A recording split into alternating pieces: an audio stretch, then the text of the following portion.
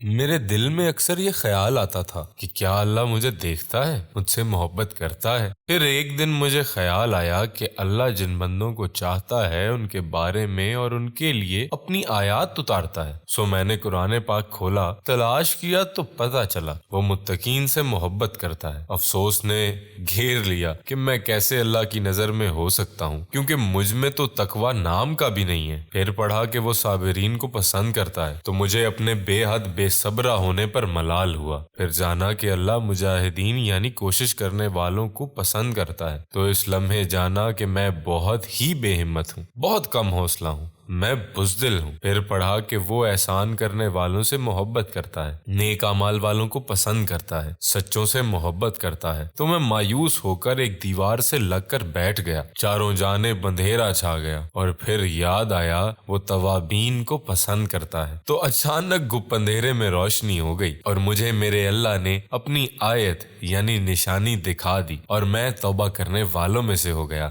میں توبہ کے سفر پر ہوں اور اس امید پر ہوں کہ وہ غفور رحیم ہے۔